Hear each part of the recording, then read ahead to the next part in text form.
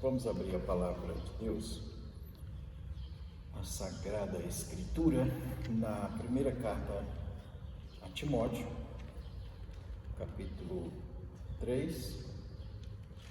Primeira carta ou epístola de Paulo a Timóteo, capítulo 3.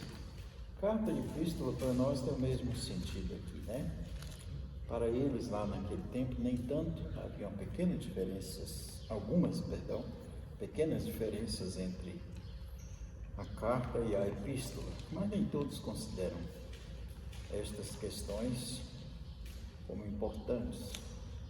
Epístola, tudo indica que tinha um caráter mais impessoal e que se dirigia diretamente ou objetivamente a uma exposição doutrinária. O próprio termo epístola já implica este conceito. Também, com respeito à carta, aí a gente tem, ou você tem, algumas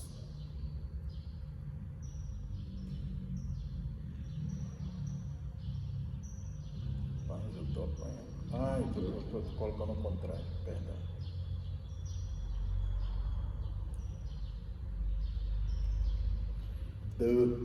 Agora sim. Então, com respeito à carta, você tem uma característica mais pessoal, né? E aqui são cartas bem pessoais. Paulo as dirige a alguém muito querido, conhecido, e neste particular, o discípulo Timóteo, a quem ele chama de filho, verdadeiro filho na fé. O texto é de 1 Timóteo, capítulo 3, versos 14 a 16. Texto conhecidíssimo. 14 a 16. Leiam juntos. Escrevo-te estas coisas, esperando em ver-te em breve, para que, se eu tardar, fique ciente de como se deve proceder na casa de Deus, que é a igreja do Deus vivo, coluna e baluarte da verdade. Evidentemente, grande é o mistério da piedade.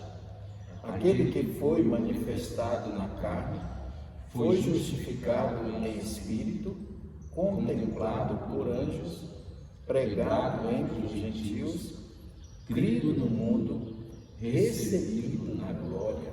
Amém. Oremos. Somos gratos a Deus pela palavra do Senhor, palavra que nós acabamos de ler uma porção dela. Nós somos gratos porque ainda temos liberdade de ler a palavra do Senhor, e isto de forma pública. Somos gratos. Somos gratos pelo nosso país, somos gratos pela liberdade que ainda desfrutamos como cidadãos brasileiros. Somos gratos pela nossa pátria e por ela nós rogamos mais uma vez, nós suplicamos, abençoa a nossa pátria. Nós oramos pelas autoridades constituídas, ó Deus, muitas das quais nós achamos ruim, nós não gostamos delas, mas nós oramos por elas. Tu és o Rei das nações, Tu és o Senhor, e o Senhor é quem constitui autoridades. Nós suplicamos que o Senhor conduza as autoridades constituídas, quer para o nosso bem, quer para o nosso mal, elas foram constituídas por Ti. E nós suplicamos que a nossa nação seja abençoada, ó Deus. E neste particular, nós não podemos deixar de mencionar a importância da Igreja do Senhor, da Igreja de Cristo no nosso país, neste mundo como um todo, mas neste particular, quanto ao nosso país. A importância da Igreja do Senhor aqui no nosso país, ó Deus, ela precisa ser identificada, descoberta, crida e proclamada por todos nós, servos do Senhor. Ajuda-nos, abençoa-nos. Agora suplicamos pela palavra, pelo estudo da palavra, palavra que é abençoada pelo Senhor, é inspirada pelo Senhor. Suplicamos que o Senhor nos ajude a entendê-la, ilumina o nosso entendimento, Pai, nossa compreensão, nossa mente. Nós oramos pedindo que assim seja para a nossa edificação. Tem misericórdia de nós. Em nome de Jesus é que nós oramos. Amém. Amém. Então, este texto aí, para muitos, alguns, digo, intérpretes, este texto trata de um hino conhecido. Era uma forma expressada em canto naquele tempo, lá na igreja do Novo Testamento, né? Aqui Paulo escreve a Timóteo. Timóteo não está nas regiões lá da Judéia, tudo indica que Timóteo estivesse em Éfeso. Ele era pastor em Éfeso, um jovem pastor. E Paulo dá a ele, como faz em toda a carta, também na segunda, dá a ele todas as instruções assim fundamentais, essenciais, basilares, né, sobre o pastorado, sobre como pastorear a igreja de Deus, sobre como conduzir as ovelhas de Deus, sobre como alimentá-las, né, supri-las com a palavra. Aliás, eu tenho dito, né, irmãos, acho que eu já ensinei aqui na igreja sobre isso, que o pastorado, ele se fundamenta, né, nessas duas premissas. Claro, lógico, a partir do principal fundamento, que é o chamado de Cristo, a vocação que Cristo dá aos seus pastores, aqueles a quem ele chama. Um dos textos mais famosos, talvez o mais claro sobre isso, seja o de João, Evangelho, capítulo 1, quando Jesus fala a Pedro ali, depois daquela pescaria infrutífera dos discípulos, e Pedro liderava alguns discípulos ali, aos quais ele havia dito: vou pescar. É como se fosse assim: vou voltar ao que eu fazia antes, né? Porque depois que tudo aconteceu, nós estamos aí sem rumo. E eles não acreditavam na ressurreição. Esta é a síntese, lógico. Estavam depressivos, desorientados. Então, vou pescar é muito significativo. Vou pescar. É como se eu dissesse, ou o pastor dissesse: eu vou virar as costas e vou voltar a fazer o que eu fazia antes, eu não quero saber mais. Com ele, alguns vão, eles não pescam nada, mas o que eu quero dizer aqui é que quando Jesus chama a Pedro ali, quando Jesus exorta a Pedro, alguns dizem que ali Pedro de fato se converteu, né? Eu não diria exatamente assim, eu não tenho Pedro como um descrente, não, pelo contrário. Eu tenho Pedro como alguém que falava pelos cotovelos, agia de forma pusilânime. Que é um pusilânime? Um sinônimo assim seria aquele que é inconstante, né? Uma hora isso, uma hora aquilo, tá? Pedro era meio assim, meio pusilânime. E Jesus então diz a Pedro o seguinte: tu me amas? E aí vem aqueles trocadilhos ali, que eu não vou entrar neles, mas eu quero dizer que Jesus usa com Pedro ali duas coisas muito importantes. Quando ele diz: tu me amas, pastoreio as minhas ovelhas. Na língua grega isso está até no diminutivo, meus cordeirinhos. Pastoreia. Jesus usa a palavra para pastoreio, que é a palavra para conduzir, para guiar, para liderar. É um termo grego de onde vem a nossa poimênica, né? Então, conduz, dirige, lidera, mais ou menos assim. Depois, Jesus, ao perguntar de novo, Jesus muda a palavra e Jesus usa o termo grego para alimento, para suprimento, ou para pasto, que a palavra inclusive tem a ver com verde, né? De onde vem, talvez de onde vem bosque, né? A palavra até de pronúncia parecida com essa, bosco. E Jesus diz então, alimenta, dá suprimento, sustenta as minhas ovelhas. Aí Jesus, pela terceira vez, pergunta, Simão, tu me amas? E Pedro chora, porque ele se toca, né? E responde dizendo, Senhor, tu sabes todas as coisas, tu sabes que eu te amo. Então, esquecendo aquelas palavras ali para o verbo amar, né, que realmente muda. Pedro responde de um jeito, Jesus pergunta de um jeito, digo, e Pedro responde de outro. Mas, assim, Jesus volta à primeira menção. Guia, conduz as minhas ovelhas. Então, ele repete o que ele havia dito antes. Então, o pastorado, em síntese, é isto. E Paulo está dizendo isto a Timóteo aqui neste texto. Noutras palavras, como eu gosto de dizer, em síntese, é isto que Paulo está dizendo a Timóteo. Então, o pastor Timóteo tinha essa incumbência, ou esta incumbência, falando do nosso contexto, de liderar, de conduzir, né, e de alimentar, de suprir. Então, é isso aqui. Tudo é pela palavra, que é quem capacita, é quem habilita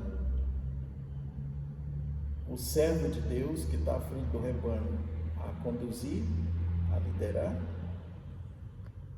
e também é a palavra quem supre, o alimento está aqui, os pastos verdejantes estão aqui. Aquele Salmo 23, que também tem a mesma ênfase, nos leva a compreender que o pastor, ele conduz, ele guia, e ali tem uma diferença entre cajado e bordão, né?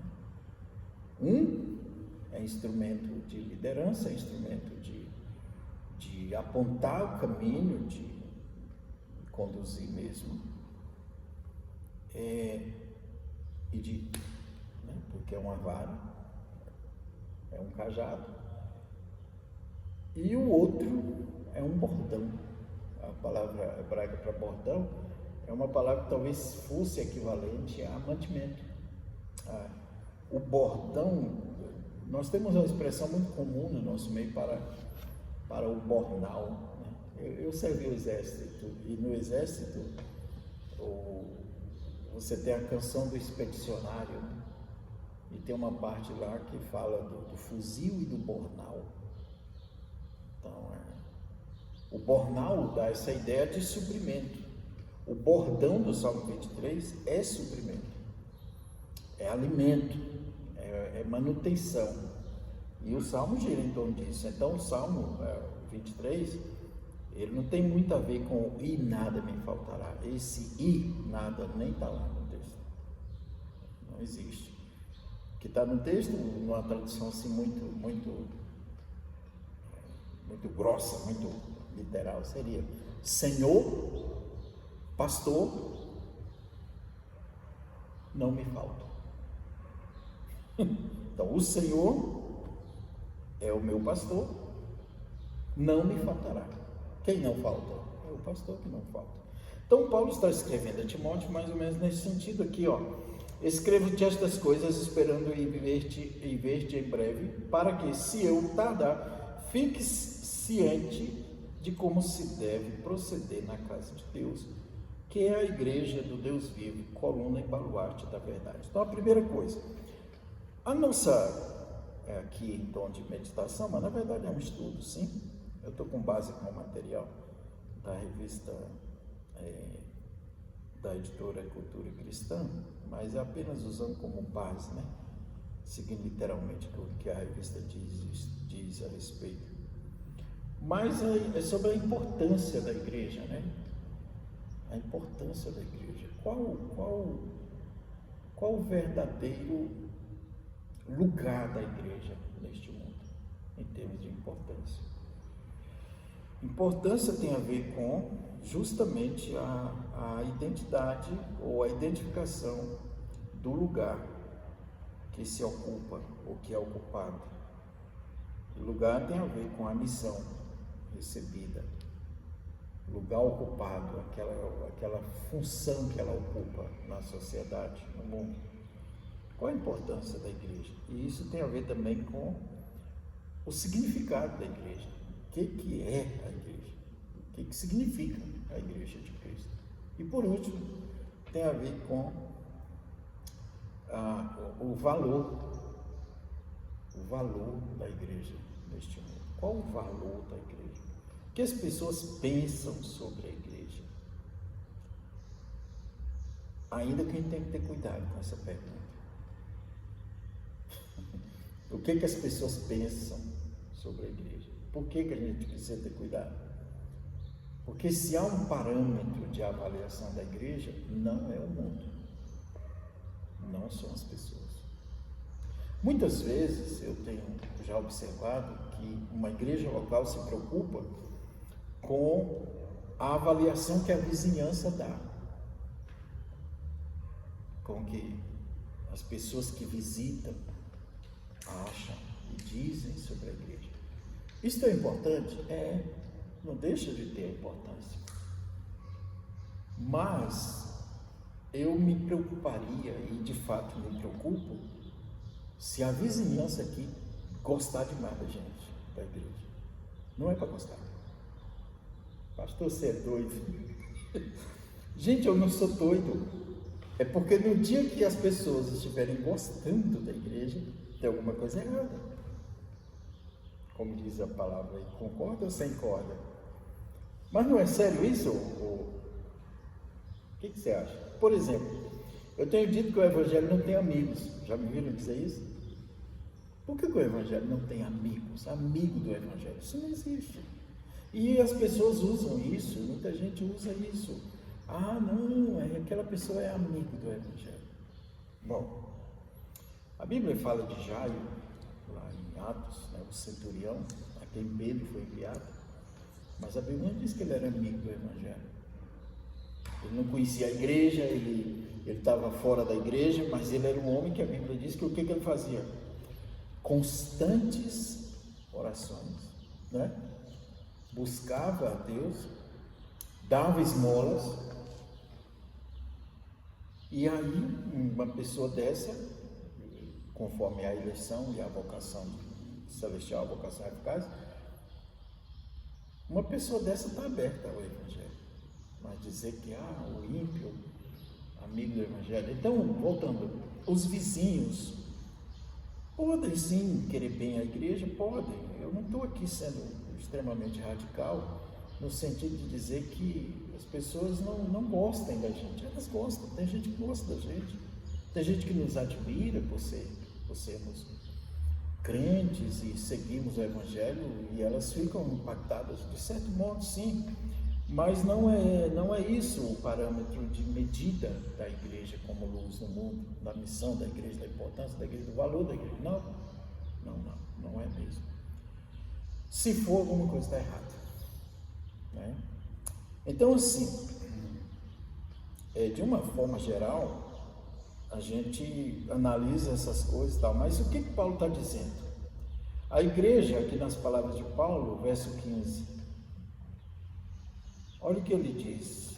Vamos partir de algumas coisas aqui. A primeira delas, o que é a igreja, conforme verso 15 aí? A igreja é o que, meus irmãos? Paulo usa uma expressão forte aí. Ela é? Igreja do Deus vivo.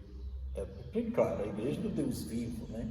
A assembleia do Deus vivo aqui, a convocação do Deus vivo, o ajuntamento do Deus vivo aqui entenda povo, a igreja. Ela é o que? Coluna e baluarte da verdade. Coluna e baluarte, duas coisas. que é a coluna nesse sentido aí? O que é a coluna? Quer falar? Qual é o sentido de coluna? Tira a sua coluna para ver se...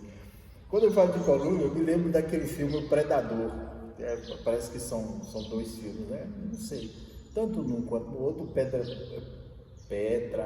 ai meu Deus, Predador. Deu trava aqui. O predador, ele fica invisível, né? Ele se camufla na mesma cor das folhas das árvores. Lembra do predador? Aquele negócio. Nunca assistiu. Cara, tá me dando trava na língua. Sobre predador, entendeu? Quando ele mata a pessoa, ele vai lá na coluna, né? Ele arranca a vértebra inteira. Muito doido aquilo ali. Coluna é o que, de fato? Coluna é o centro. Coluna é a peça que dá sustentabilidade. Eu me admiro muito, porque algumas coisas, de fato, um pastor tem que se interessar em conhecer. Esses dias eu estava lendo Gênesis, e quando Adão usa a expressão osso para Eva, ele não está usando simplesmente osso. O termo hebraico é uma palavra para estrutura. É como se ele dissesse, isso aí é a minha coluna. Ou seja, aquilo que me sustenta ela também. Né? Foi tirada da minha estrutura.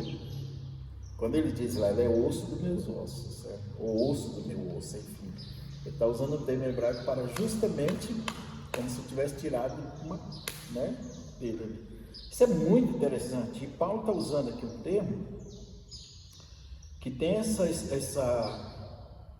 conotação fortíssima para o que é a igreja. A coluna na construção, a coluna ela exerce a função de sustentar, de manter, né? Olha aqui, ó, o termo que Paulo está usando. Opa, só um pouquinho.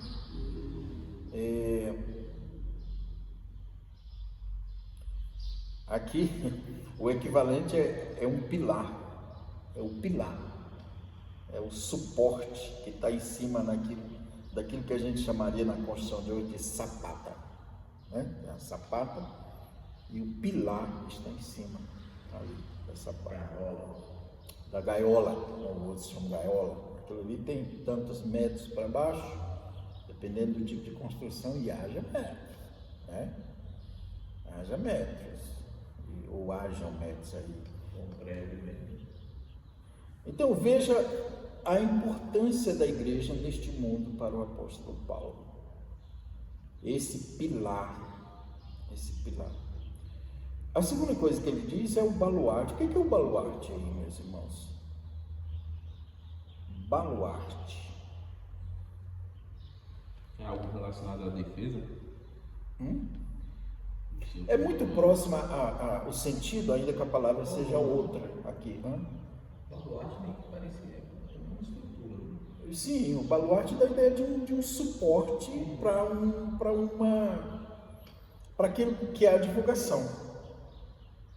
O suporte que segura o que está divulgado lá em cima, o anúncio que está lá em cima.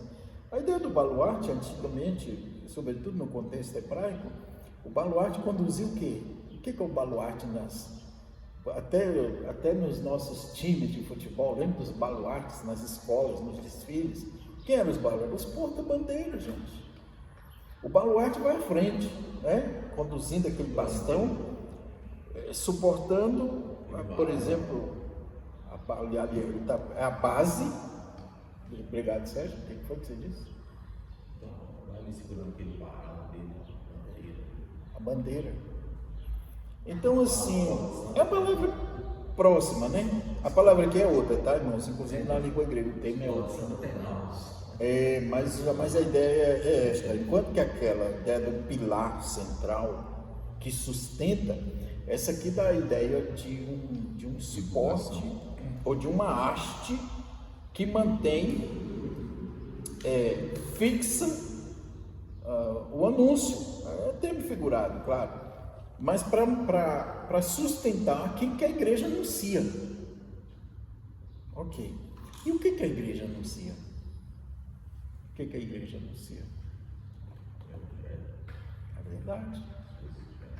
A verdade. O Evangelho anuncia a verdade. Alefeias, né? A verdade. Ok. Então vamos lá. Aliás, continuando, né? Vamos lá, continuando. Isso tem a ver com, agora, questão prática, de aplicação. Se a igreja primeiro aqui, ela é a igreja de Deus vivo, Assembleia. Lembrando que a Assembleia de Eclesia, a própria formação da palavra, ela tem o sentido de os chamados, né? Porque é fora, de fora ou para fora, tá? Tem gente que diz, não, é só de fora. Não, mas é que tem essa ideia de que é de fora. Aí vem o sentido de movimento. Então a igreja é a assembleia dos que são chamados de fora. Eclesia. Então a assembleia é ajuntamento. E nós somos chamados de fora. De onde? Do mundo. Para a igreja. Isso é muito importante porque a igreja ela não é só, como é que eu digo aqui, como é que diríamos? Ela não é só ajuntamento. Ela tem um sentido de que é uma convocação, é uma assembleia composta de pessoas especificamente chamadas para aquilo ali. Quando a gente lê em Hebreus capítulo 10, vamos ver lá, meus irmãos, o texto conhecido, do verso 25, que diz, não deixai de congregar-vos. O texto lá diz, não deixai de congregar-vos, como está na nossa Bíblia, uma tradução boa, claro, e fiel. Mas eu queria destacar aqui uma menção muito importante deste verso. Qual é o versículo? 25? Não deixemos de congregar-nos, né? Não deixemos de congregar-nos. Hebreus capítulo 10, verso 25. Hebreus 10, 25. Qual é o termo daí? Antes de ler aqui, né? Só adiantando. É um termo que tem a ver com uma presença, um ajuntamento na congregação, a palavra tem a ver com sinagoga, mas tem a ver também com a expressão da fé. É um ajuntamento da igreja para expressar aquilo que crê, ou para se firmar naquilo que crê, para confessar no sentido de professar aquilo ali. Então, o ajuntamento da igreja é fundamentalmente, ou sobretudo, baseado nessa verdade que ela anuncia, na palavra que ela anuncia. Daí a nossa ênfase como igreja confessional, igreja presbiteriana, graças a Deus em sua maioria ainda é confessional. A gente tem uns pentecas aí disfarçados no nosso meio, que de fato não são confessionais. É lamentável isso. Há pastores aí defendendo doutrinas que não são próprias da confissão reformada e, digamos, no nosso caso, e calvinista. Há uma diferença também, tá? Eu tenho dito que o reformado é o lato sensu, é o mais abrangente, né? Temos irmãos reformados aí de peso, mas o calvinista ele já é mais estricto sensu, porque na doutrina do pacto você não vê todo reformado admitindo e confessando determinados pontos que nós confessamos, como o pacto da aliança na eleição, que inclui o infante, né? O qual recebe o selo, os selos do pacto da graça, dentre eles aí o batismo, né? Claro, não vou entrar nessa questão de ceia, não defendemos a ceia para as crianças, por uma série de razões que não vem ao caso aqui. Ok, meus irmãos, Hebreus capítulo 10, verso 25,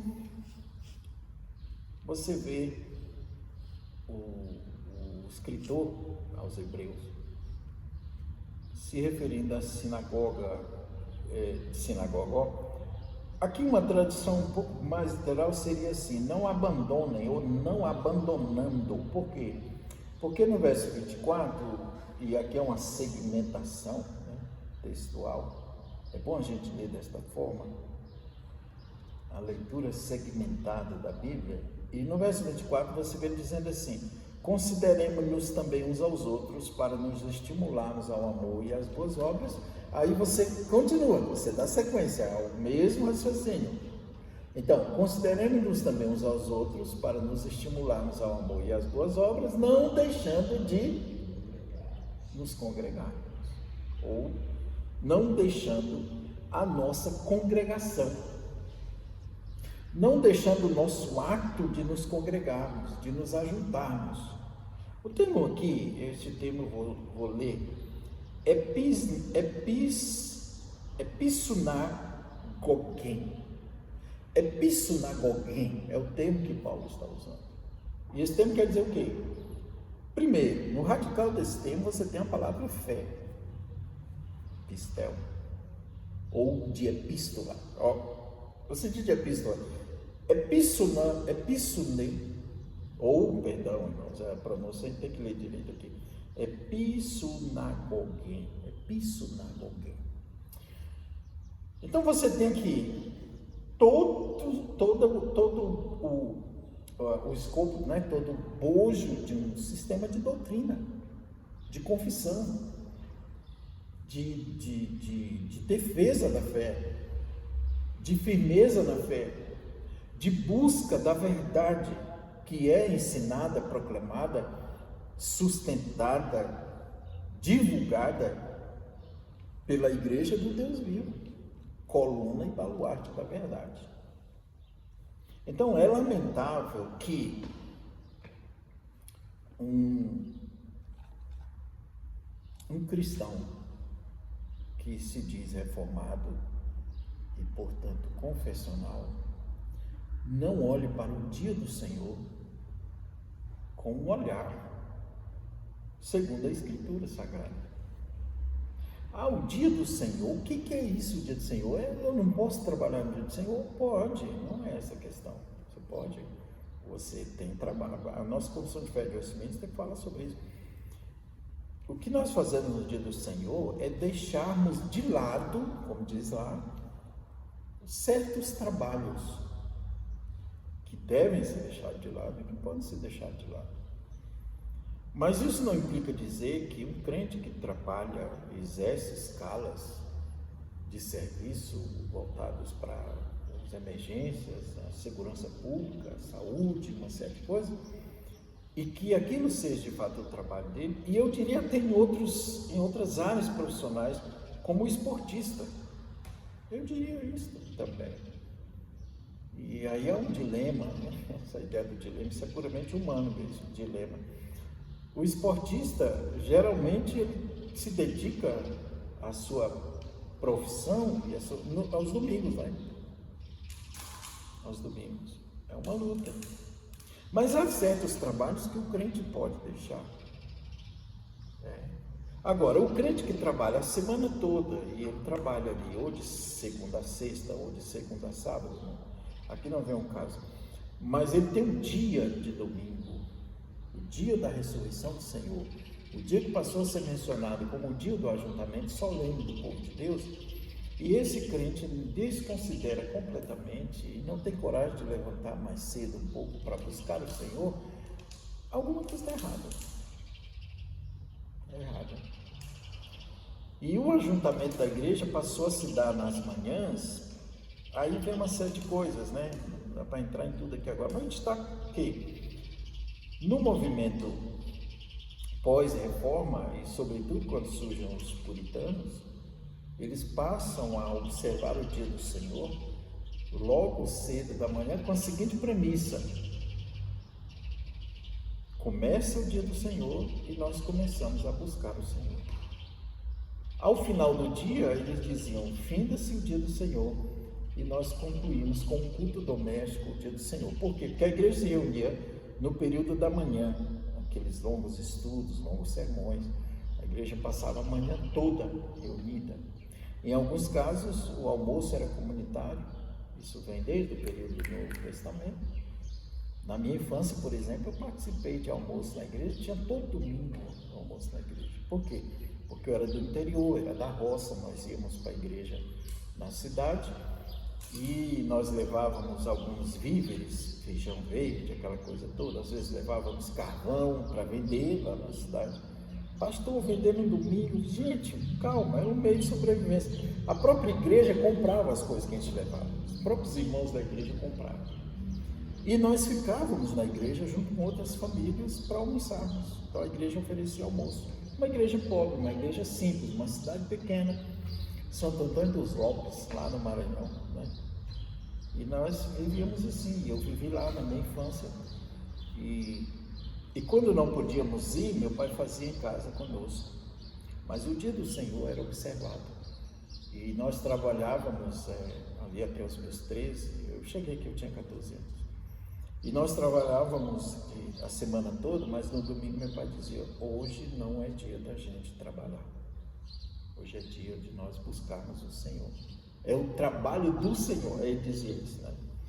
Então, essa expressão, ela tem aí, essa expressão na língua grega, ela tem esses dois sentidos. A igreja é o quê? Não deixar a congregação, ou não deixar a nossa congregação, significa o quê? Que quem deixa a congregação está deixando de aprender, ou não valoriza o que a palavra de Deus acaba de nos dizer, que é Timóteo. Paulo falando a Timóteo que a igreja é a coluna, a igreja do Deus vivo, né? É a coluna e o baluarte da verdade. A verdade aqui é a verdade da palavra, que se dá pelo ensino, pela proclamação do Evangelho.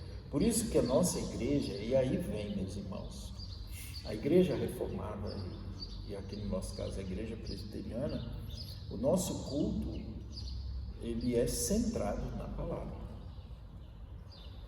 Você pega uma liturgia, deixa eu pegar a liturgia de domingo passado aqui. Aqui. Quantas leituras bíblicas nós temos aqui? 1, 2, 3. Nós temos 4 leituras bíblicas, incluindo aqui a final que está aí no versículo, né? Então você tem a leitura inicial lá, na primeira parte, confissão, a igreja confessa a Jesus Cristo, Cordeiro de Deus, confessa e adora. Depois, aí você tem a primeira leitura, depois você tem o momento de contrição, confissão, aí você tem a segunda leitura, depois você tem a terceira leitura, que é a exposição da palavra.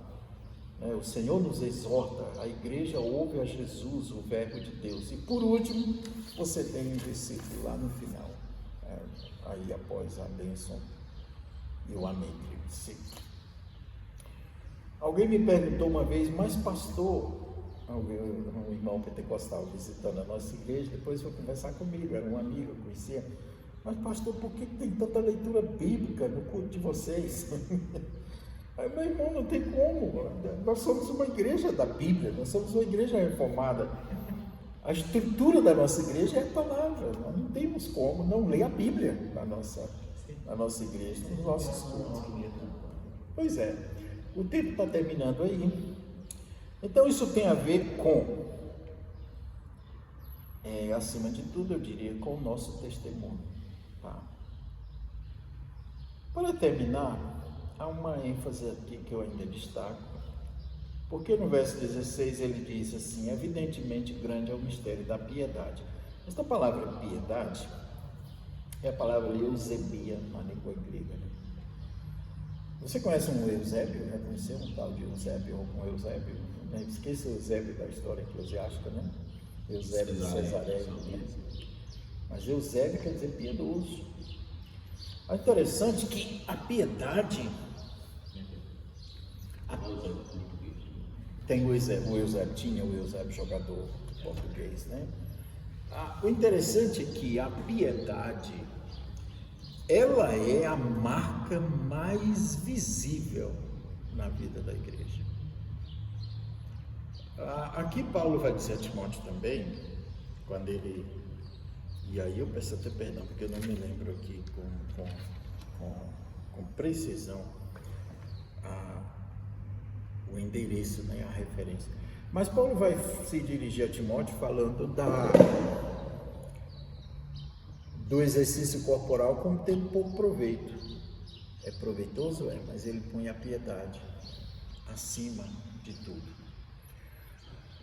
Quando Tiago escreve, que a nossa Bíblia traduz ali o ser religioso, a religião pura e sem mácula e tal, Tiago usa esse termo. Tiago não está falando de uma religião estética, de uma religião aparente, cheia de quinquilharias, cheia de ícones, cheia de jargões, cheia de determinados hábitos ou proteções individuais por meio de medalhões, sei lá o que. Não, Tiago usa um termo para a piedade. Se alguém quer ser piedoso, faça o seguinte: visite os órfãos, socorra os pobres.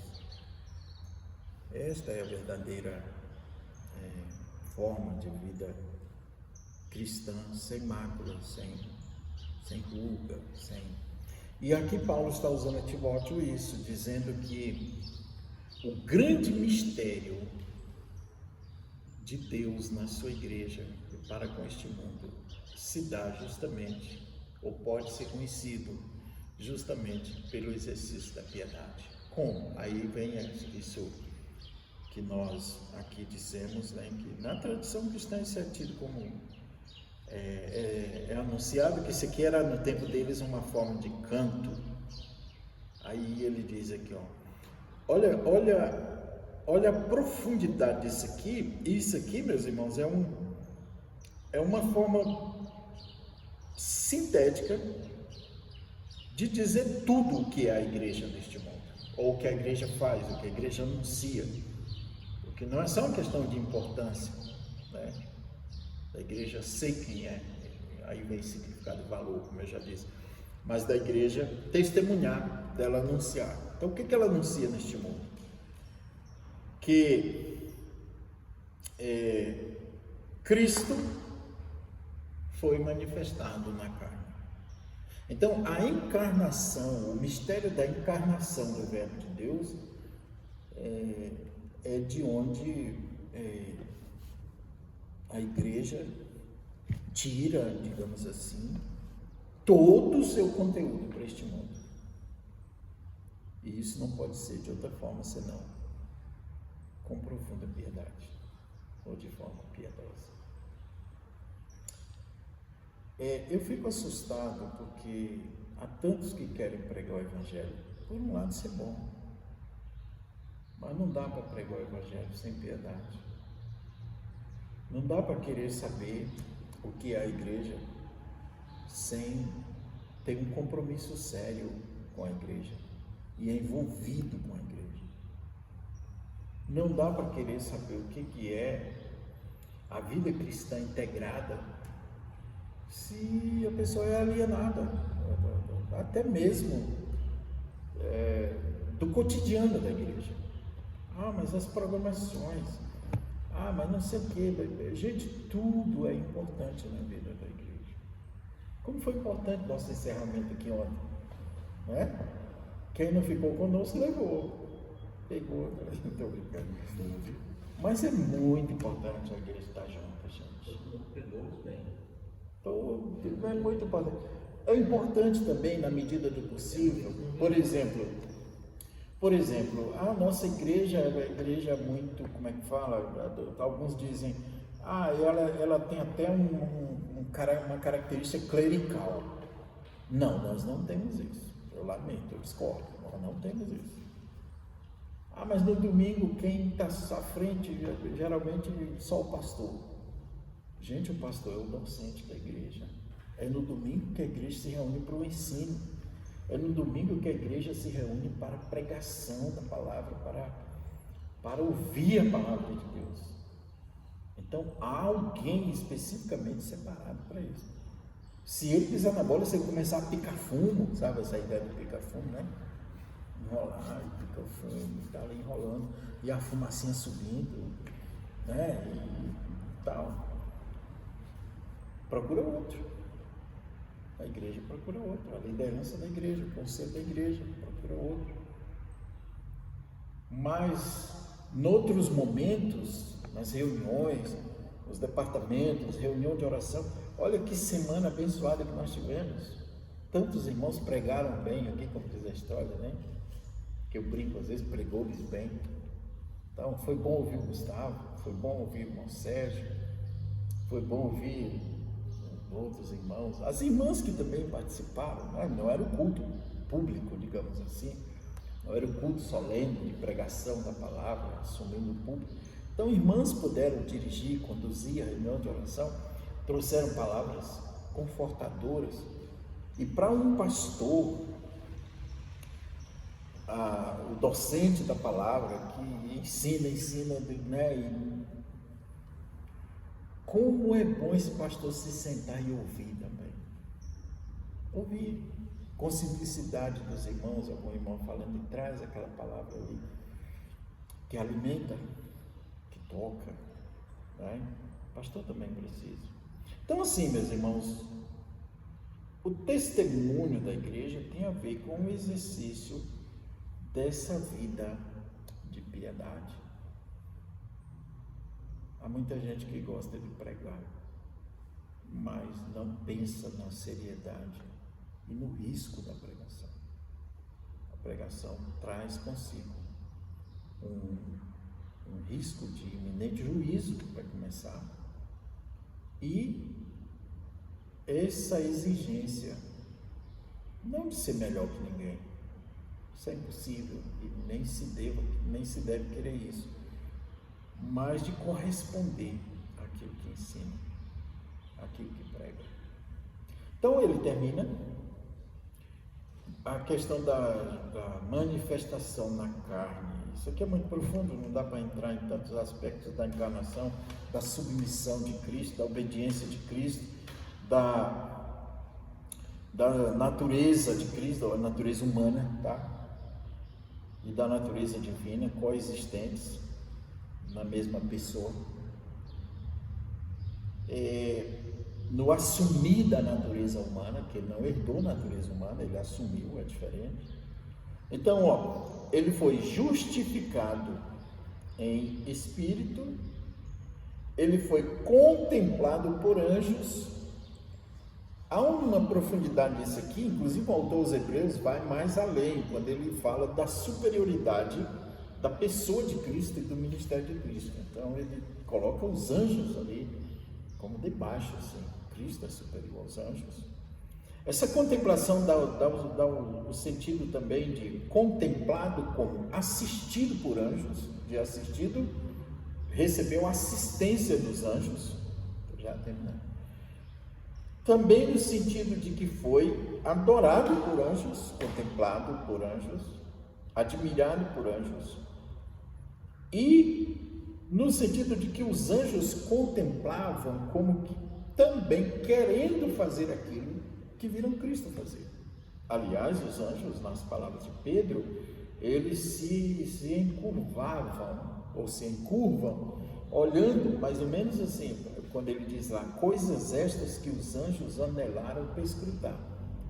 Não é simplesmente investigar, conhecer, não tem só esse sentido, Mas o sentido de que os anjos, enquanto os apóstolos faziam a obra, enquanto a igreja crescia, enquanto o evangelho se divulgava e os milagres acontecendo, os anjos, mais ou menos assim, mas o que é aquilo? Mas o que eles estão fazendo? Por que não foi dado isso para nós? Nós somos anjos.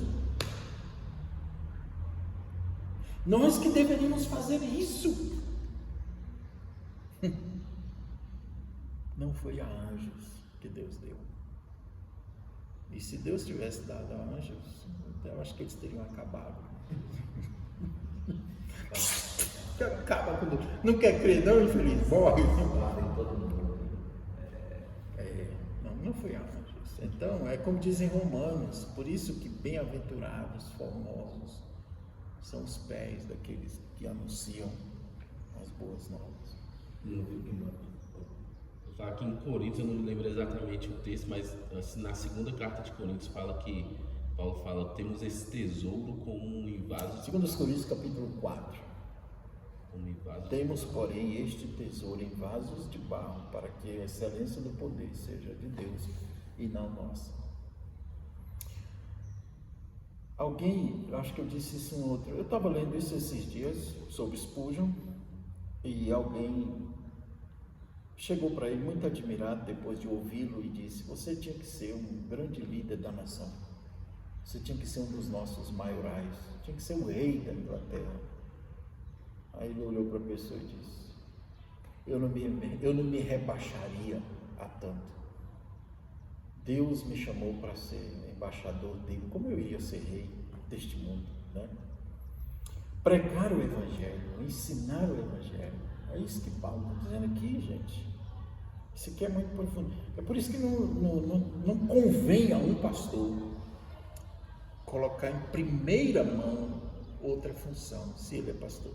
Gente, ele é pastor. O cara pode ser ministro do Supremo Tribunal Federal, mas ele é pastor só de nome. Pastorado é outra coisa. Não é que o pastor não possa exercer uma função aqui, outra função. Não é que o pastor não possa ser um professor. Eu não estou dizendo isso.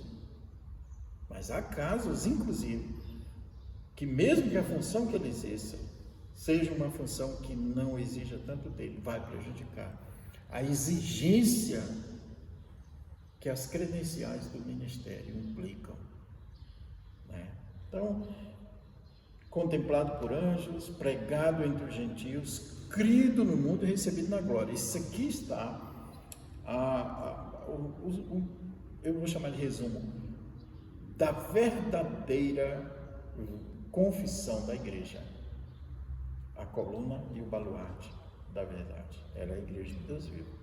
Falou também a questão dos anjos, que está perguntando o que não foram eles. Eu fico imaginando que imagina os anjos aqui, eles conhecem lá como é que é a glória, né? O que é lá. Eles não entenderem aqui na terra e o ser humano não querer escutar, não querer desfrutar disso um dia, né? Eles iam falar: não acredito. Aí né? Tipo, mais ou menos assim, né? Ele faz sentido para ele. Rapaz, acho que você chegar no infeliz, assim, você não tem ideia do que é. Como é que você vai? O credo ia passar a espada mesmo, dividir no meio. Naquela, eu não sei se é exatamente uma parábola, mas é do rico e Lázaro, né? É uma parábola. Parábola. É. E aí ele que está lá no Hades, né? Ele fala para que ele pudesse voltar, né? E anunciar. Uhum. E aí o texto diz que mesmo que ele voltasse e anunciasse, Eu creio. mesmo que ele voltasse dos mortos e anunciasse, eles não Eles não iam crer, porque eles têm Moisés e os profetas. E se fosse por isso, existem quem consulte mortos. Veja bem, eu não estou dizendo que isso é correto, que isso é... Não, pelo contrário, a palavra de Deus condena isso aí, desde Deuteronômio e tal.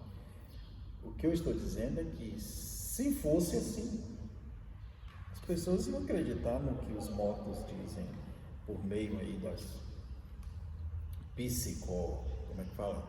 psicografias, essa coisa toda, essa besteirada toda. Com todo respeito, nós estamos aqui num contexto, né, de confissão cristã. Então, a gente respeita outros segmentos, ainda que a palavra respeito nem seja devida para isso aqui no momento. É tolerância. Bom, é isso aí, meus irmãos. Eu me lembro de um livro, eu não tenho como citar o autor agora, porque não recordo o autor, mas o título do livro é Amizade, a chave para a edificação. Naquele livro, logo na introdução, tem um conto, é uma fábula, com uma aplicação cristã.